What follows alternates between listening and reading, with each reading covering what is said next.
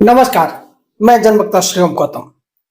दिल्ली में जो कैश कांड हुआ था उसको अब 1 साल बीत चुका है। कल यानी 14 तारीख को 1 साल था और हम इंतजार कर रहे थे कि 1 साल बीतने के बाद कहीं तो इसके खिलाफ कोई चर्चा होगी, बात होगी, लेकिन ऐसा कुछ नहीं हुआ। ऐसा लगा कि जैसे ये घटना किसी को भी झकझोर नहीं पाई सिवाय आम जनता के। और हमारे देश में अब लगभग भ्रष्टाचार के मामलों पर जिस तरीके की प्रतिक्रियाएं होती हैं उससे ऐसा लगता है या तो भ्रष्टाचार हमारे देश में है ही नहीं या फिर इसके खिलाफ बोलने में लोगों को अब अपनी शान में गुस्ताखी दिखाई देती है। ज्यूडिशरी के अंदर भ्रष्टाचार पर बात करने से तमाम लोग बचते हैं और ये जो मामला था यशवंत वर्मा नाम के दिल्ली हाई कोर्ट के एक जज के घर पर होली के दिन जिस तरीके से नोटों की गड्डियां जलती हुई पाई गई थी, मामला खुला तब था जब एक अंग्रेजी दैनिक ने इस पर रिपोर्ट छाप दी थी और बाद में जो तत्कालीन सीजीआई थे उन्होंने उस अखबार को डांट लगाई थी और ये कहा था कि इस तरीके की अफवाहें फैलाने की कोशिश न की जाए। दूसरी तरफ इस घटना से जुड़े हुए जब वीडियो फुटेज बाहर आ गए तब मजबूरी में तत्कालीन सीजीआई संजीव खन्ना को इस पर बयान देना पड़ा, जांच करानी पड़ी और बाद में 3 जजों की एक समिति बनाई गई, उसने रिपोर्ट दी और अंदर खाने यशवंत वर्मा से इस्तीफा मांगा गया। लेकिन यशवंत वर्मा नाम के उस जज ने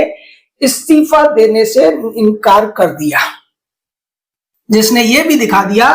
कि सुप्रीम कोर्ट के जो चीफ जस्टिस होते हैं बाकी लोगों के लिए तो वो बहुत पावरफुल है, सबसे ज्यादा पावरफुल है,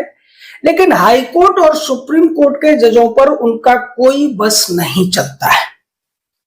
उसके बाद में जब जांच समिति की रिपोर्ट आई तब भी चीफ जस्टिस ने यशवंत वर्मा से कहा कि आप इस्तीफा दे दीजिए,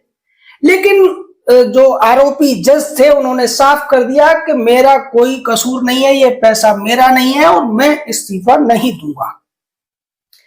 बाद में मजबूरी में जस्टिस संजीव खन्ना को वो रिपोर्ट के आधार पर राष्ट्रपति और प्रधानमंत्री से ये रिक्वेस्ट करनी पड़ी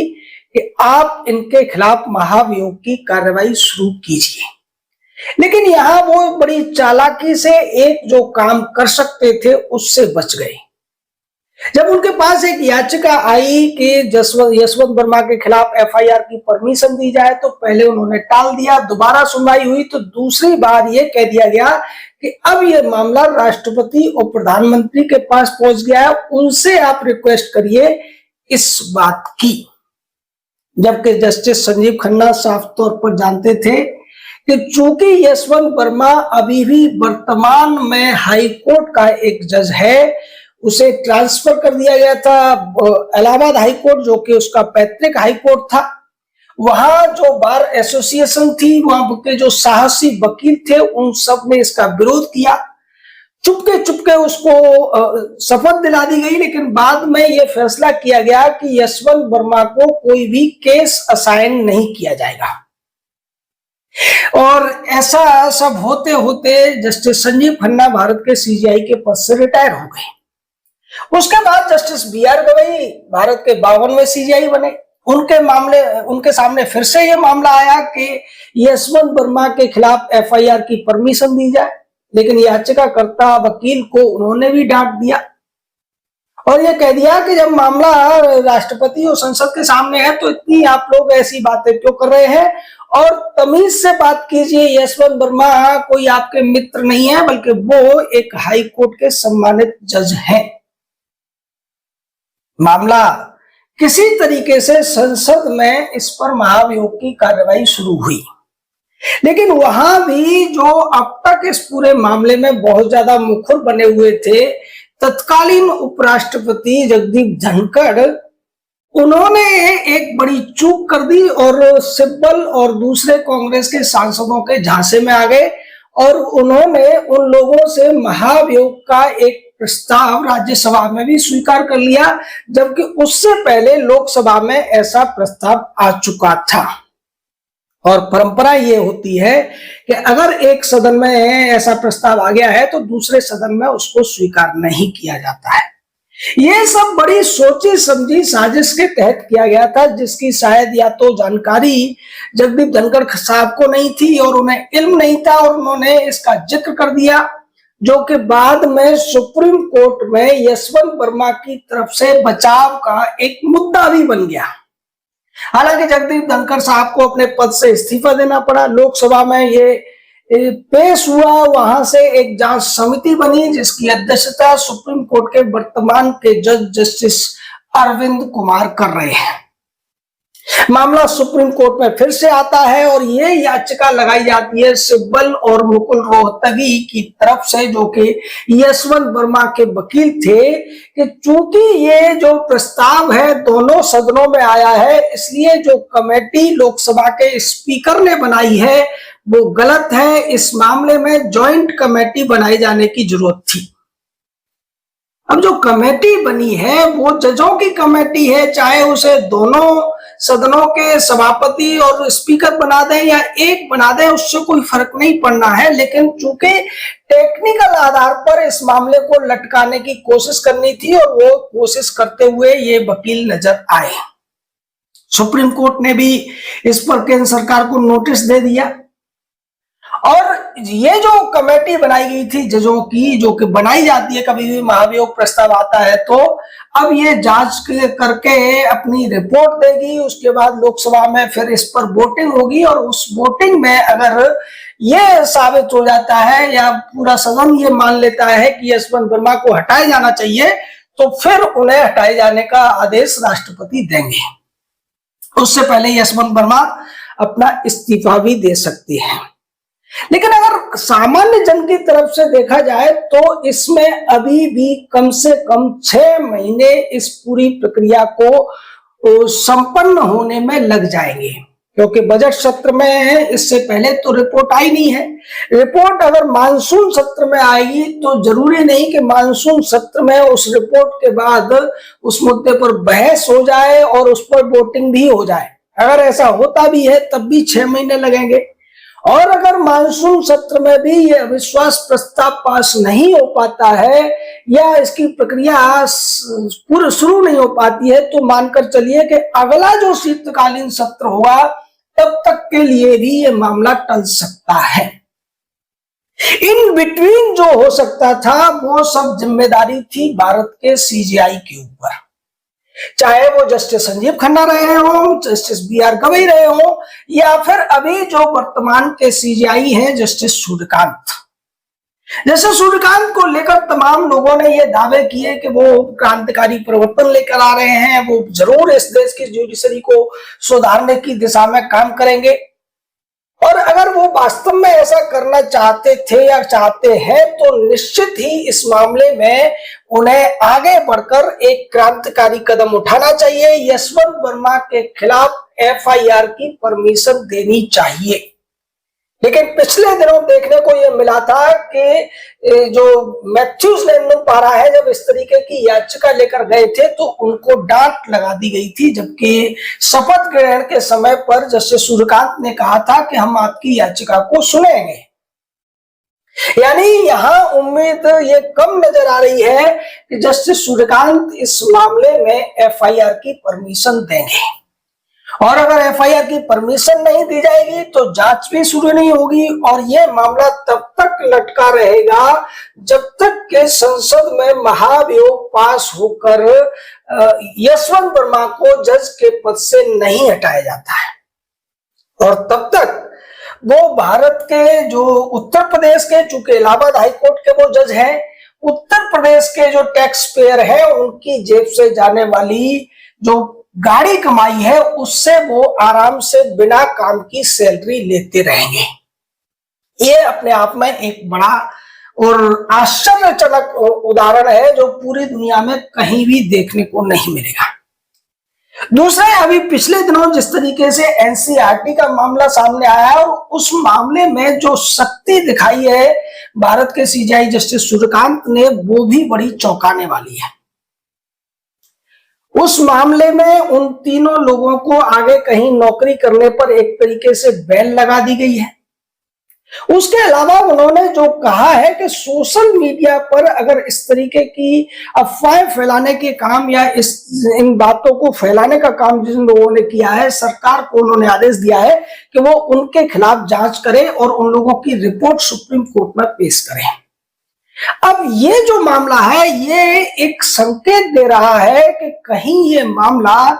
देश में ज्यूडिशरी के सुधारों में एक बड़ा मामला सिद्ध होने तो नहीं जा रहा है। ऐसा हम इसलिए कह रहे हैं कि अगर इस आधार पर सोशल मीडिया यानी ट्विटर, फेसबुक पर जिन लोगों ने भी इस मामले पर टिप्पणियां की थी या जो भी कुछ कहा था, चाहे उसमें भद्दी भाषा इस्तेमाल की थी, जिसकी वजह से उन लोगों को दायरे में लिए जाने की कोशिश की जाएगी, अगर उन लोगों पर कार्रवाई की जाती है तो ये और ज्यादा लोगों को एक अलग तरीके की चर्चा को जन्म देगा। और चूंकि जब किसी चीज को ज्यादा दबाने की कोशिश की जाती है तो वो और ज्यादा उछलती है। हालांकि जब यह सुनवाई हो रही थी तो सॉलिसिटर जनरल ने भी इसी तरीके की बातें कही थी, लेकिन चूंकि इस मामले में बहुत ज्यादा सख्ती दिखाई दे रही है सुप्रीम कोर्ट की तरफ से, इस वजह से लोगों के फिर सवाल दोबारा से उठेंगे कि यही सख्ती दूसरे मामलों में क्यों नहीं उठाई जाती है। जब देश की सेना के ऊपर लोग अनर्गल आरोप लगाते हैं, देश के प्रधानमंत्री राष्ट्रपति को गाली देते हैं, हमारे स्वतंत्रता सेनानियों को गाली देते हैं, उनको बदनाम करते हैं, उनको लेकर झूठे दावे किए जाते हैं, सनातन संस्कृति पर आरोप लगाए जाते हैं, उसको मिटाने की बात की जाती है,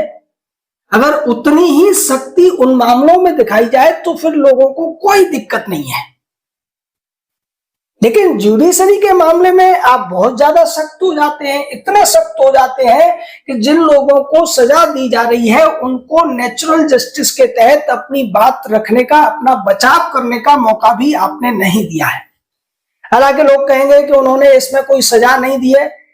देखिए, किसी भी व्यक्ति को उसके रोजगार से वंचित करना भी तो एक सजा ही है। ठीक है, उन्होंने उन्हें जेल की सजा नहीं दी, उन्हें कैद की सजा नहीं दी, लेकिन उन लोगों को किसी भी पब्लिक फंडेड इंस्टीट्यूशन में नौकरी देने से रोक दिया गया है।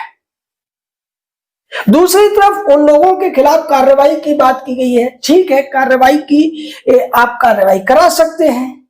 लेकिन जो अन्य लोग हैं ज्यूडिशरी के अलावा, जो दूसरे डिपार्टमेंट्स हैं, उनके खिलाफ जो कार्रवाई हो रही है, जो बातचीत हो रही है, जो अफवाहें फैलाई जा रही हैं, जो उन्हें बदनाम किया जा रहा है, उस पर भी आपको इसी तरीके से सख्त रवैया अपनाने की जरूरत है।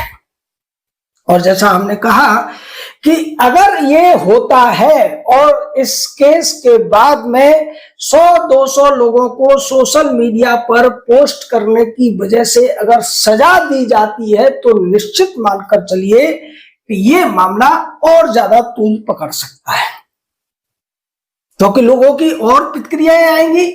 इस मुद्दे पर और ज्यादा बात होगी। यानी कि जिस चीज को दबाने की कोशिश की जा रही थी, यानी जो एनसीईआरटी के पाठ्यक्रम में था उसको हटवा दिया गया, लेकिन फिर लोग बार बार यही कहेंगे कि इस केस में सच्चाई क्या है। और जब वो सच्चाई ढूंढने लगेंगे तो उनके सामने पेंडेंसी ऑफ केसेस का पूरा रिकॉर्ड आ जाएगा, उनके सामने ये रिकॉर्ड भी आएगा कि अब तक कितने जजों के खिलाफ कितनी शिकायतें आई हैं, उनके सामने फिर से ये यशवंत बर्मा वाला मुद्दा भी आएगा कि किस तरीके से 14 मार्च 2025 में एक जज के घर पर करोड़ों रुपए की होली जली थी। यानी बहुत सारे सवाल पैदा हो जाएंगे जिनको दबाने की या छुपाने की कोशिश की जाती रही है। और इसकी वजह से जो न्यायिक सुधारों की प्रक्रिया है वो और ज्यादा तेज हो सकती है, क्योंकि ये जो लोकतंत्र होता है उसमें जनता की राय ही सब कुछ होती है। और अगर जनता की राय को दबाने की कोशिश की जाती है, जनता को बोलने से रोका जाता है, जनता पर प्रतिबंध लगाने की कोशिश की जाती है, तो फिर जनता इतनी आसानी से नहीं मानती है। ऐसा लगता है कि अगर ये मामला और आगे बढ़ा और इस मामले में कुछ लोगों को सजा दे दी गई तो निश्चित तौर पर इन बातों पर, इन मुद्दों पर देश में चर्चाएं भी बहुत ज्यादा होने लगेंगी और उसकी वजह से जो जुडिशियल रिफॉर्म्स का एक मुद्दा है जो अभी तक लोगों की नजर में नहीं है, वो बड़ा मुद्दा बन सकता है, जो अगर दूसरे तरह से देखा जाए तो देश के हित में ही होगा। उससे जनता का, देश का नुकसान नहीं बल्कि फायदा ही होगा,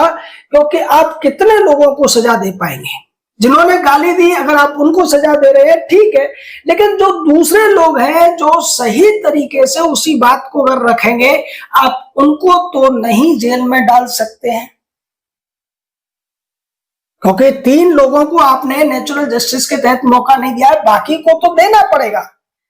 अगर आप ऊपर कोर्ट में ऐसा मौका नहीं देंगे तो जनता के कोर्ट में तो लोग ये सवाल उठाएंगे ही कि अगर राहुल गांधी को माफी मिल सकती है, नेहा सिंह राठौर को माफी मिल सकती है, उदयनिधि मारन को माफी मिल सकती है, दूसरे अन्य लोगों को, कुणाल कामरा टाइप के तमाम ऐसे चिंटू पिंटू घूम रहे हैं जो सेना को गाली दे रहे हैं, पाकिस्तान जिंदाबाद के नारे लगा रहे हैं, भारत तेरे टुकड़े होने के नारे लगा रहे हैं, वो छुट्टा घूम रहे हैं, तो फिर अगर कोई व्यक्ति जुडिशरी में भ्रष्टाचार की बात कर देता है या जुडिशरी पे पेंडिंग केसेस की बात कर देता है, यशवंत वर्मा की बात कर देता है, कॉलेजियम को हटाने की बात कर देता है, एनजेएसी को लाने की बात कर देता है, आप उसके खिलाफ इतने सख्त सजा कैसे दे सकते हैं? ये मामला तब उठेगा अगर उन लोगों को सजा दी जाती है तो। और इसकी वजह से हमें लग रहा है कि अगर इस देश में जुडिशरी में रिफॉर्म हुआ तो शायद इन्हीं सीजेआई महोदय के कार्यकाल में हो जाएगा। इस तरीके से शक्ति दिखाने की कोशिश की जा रही है, उसका तो परिणाम यही हो सकता है। अगर आपके यहां कुछ दिक्कतें हैं, कोई मामला उठा रहा है, ठीक है, आप ये कह सकते हैं कि इस तरीके से नहीं उठना चाहिए था, लेकिन आप ये नहीं कह सकते कि ये बात सच नहीं है, जब सच को आप नहीं छुपा सकते हैं। और जब जब सच को छुपाने की कोशिश की जाती है, सच अपने आप बाहर आ जाता है। आपका इस पूरे मुद्दे पर क्या कहना है? अपनी राय दीजिए, हमारे साथ जुड़े रहिए। 29 तारीख की जो सेमिनार है, अब लगभग हमने उसमें जो लोग आ रहे हैं उनका एक काउंटिंग बना ली है, फिर भी कोई आना चाहता है तो और अपना ईमेल 1-2 दिन में हमें भेज सकता है। जो लोग सहयोग करना चाहते हैं सहयोग कर सकते हैं। बाकी अब तक कई मित्रों ने सहयोग किया जिनका हम कमेंट में पिन करके उन सबके नाम दे रहे हैं। और साथ में पिछले वीडियो में कुछ लोगों ने कहा कि आप भी इस मामले से डर गए हैं, आपके टोन बदल गई है, आपका लहजा बदल गया है, ऐसा लग रहा है कि आपको फोन करके डराया गया है। ऐसा कुछ नहीं है। देखिए, चूंकि सरकार ने सुप्रीम कोर्ट में ये कहा है कि हम ये देखेंगे कि कौन कौन लोग हैं जुडिशरी के खिलाफ जो अभियान चला रहे हैं, तो उस वजह से कुछ कीवर्ड्स को ध्यान में रखना पड़ता है और हम नहीं चाहते कि उन कीवर्ड्स के दायरे में हमारे वीडियो पर वो रोक लगाएं और आपके साथ बातचीत का जो हमारा एक सिलसिला चल रहा है उसमें किसी तरीके की रुकावट आए। इसलिए अब हम बहुत से उन शब्दों का इस्तेमाल करते हुए आपको नजर नहीं आएंगे जो शब्द अभी सरकार की हिट लिस्ट में है। हालांकि न तो हम इस सब से रुकने वाले हैं, हमारा ये राष्ट्रीय कर्तव्य है कि हम इस पावन कार्य में इसी तरीके से जुटे रहें और वो हम करते रहेंगे। देश के करोड़ों लोगों को न्याय दिलाने के इस पावन कार्य में हम अपनी भागीदारी किसी भी तरीके से न तो बंद करने वाले हैं, न हम रुकने वाले हैं। हम सच की आवाज उठाते रहेंगे और हम किसी की व्यक्तिगत, हमारे किसी से दुश्मनी नहीं है। हम सिर्फ और सिर्फ देश के लोगों के लिए न्याय की मांग कर रहे हैं, जो हमारा सनातनी कर्तव्य है, हमारा धर्म है और हम इस धर्म के लिए इसी तरीके से जुटे रहेंगे। जय हिंद, जय भारत।